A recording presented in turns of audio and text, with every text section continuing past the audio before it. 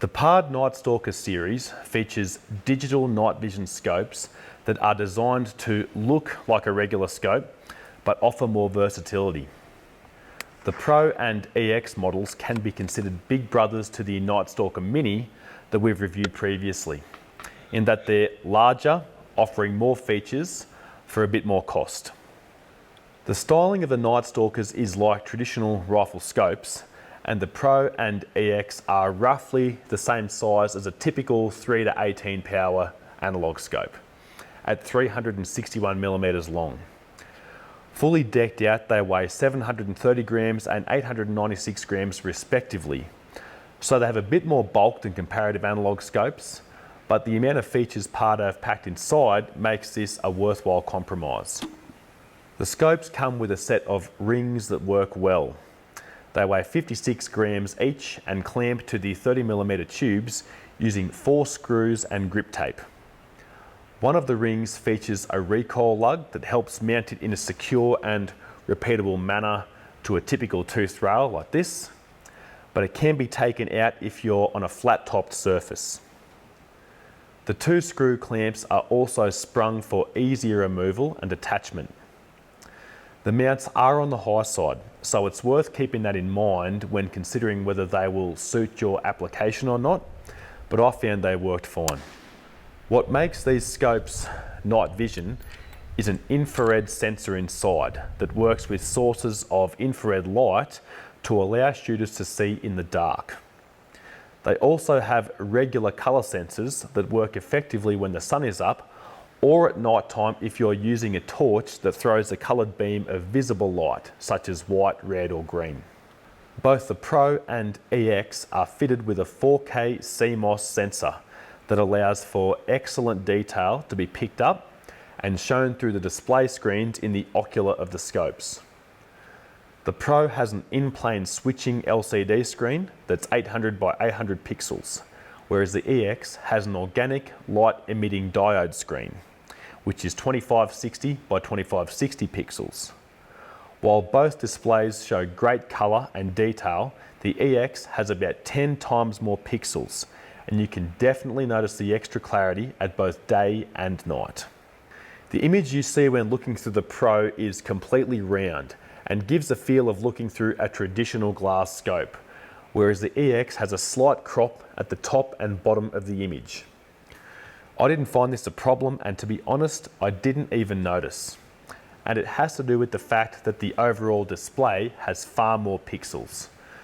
The cropped sections are also where most of the data is displayed, so it doesn't complicate the scene.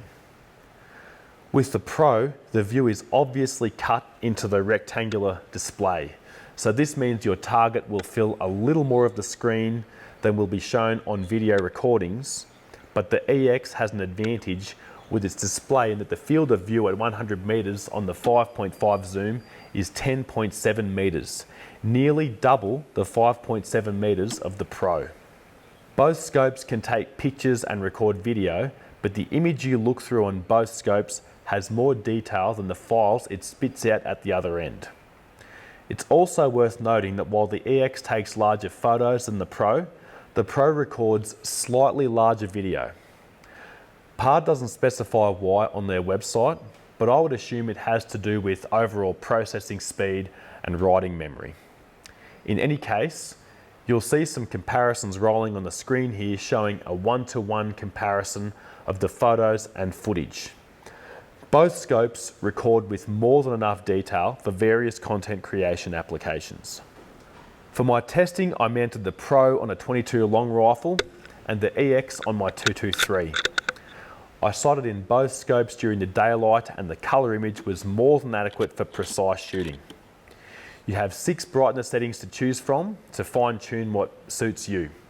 For best results though with these scopes and using them to their highest potential, press the mode button to select a black and white function. The frame rate for display will drop from 60 Hz to 30 Hz, but the sensor is much more sensitive to whatever ambient light may be available, and the 50mm objectives help make the most of this. If there isn't enough ambient light, you won't see anything through the display, of course. But the scopes come with a module that attaches to the front of the objective that provides both infrared light as well as a laser rangefinder. The modules I tested gave 850 nanometers, which is usually considered best for hunting, but they're also available in 940 nanometers if you would like a slightly softer image at the expense of less range. The button on the diopter of the scope will let you cycle between 3 brightness levels, and a dial on the back of the module allows you to go between a focused or flooded beam. You can also opt to leave these modules off the front of the scope and use an external infrared torch if you have one you like, but that will mean more bulk and losing the laser range-finding capabilities. How well you see targets at night will depend on how much light you are throwing, how much contrast there is between the animals in the background, as well as how long the grass is. The 850 nanometer module claims a range of 350 meters, but I found I could identify deer, pigs and roos at over twice that distance, provided the grass was short enough. Their eyes will reflect infrared back most of the time as well, which helps. Manipulating the power of the infrared beam allows you to get the most distance possible, and the left turret on the scope allows you to finely tune your focus anywhere from just inside the advertised 10 meters to as far as you'd like. Both the Pro and EX boast a zoom range from 5.5 and 5.6 times up to 22 times, selected from the top control turret. So you may hope to take advantage of the reach of the infrared beams inside reasonable night shooting distances. The image becomes more pixelated the more you zoom in, but that's what comes with the territory of digital zoom. It still looks pretty good. Further to this, the laser range-finding capability and ballistic calculation built into the scopes make longer range shooting much easier than it would be otherwise. Configuring the laser rangefinder is a simple task but needs to be done at night so you can line the aiming point up with the illumination. Once this is done, you can enter the ballistic information of your load, and a couple of presses of the laser rangefinding button on the diopter will range your target and give you an aiming point on the y-axis of your reticle. Of course, the accuracy of the data you input is your responsibility, but I found the system quick and robust.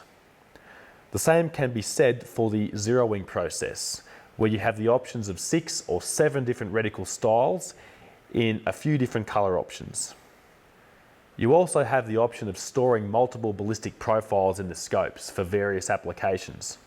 On the Pro, I had one profile for high velocity ammunition and another for subsonic ammunition.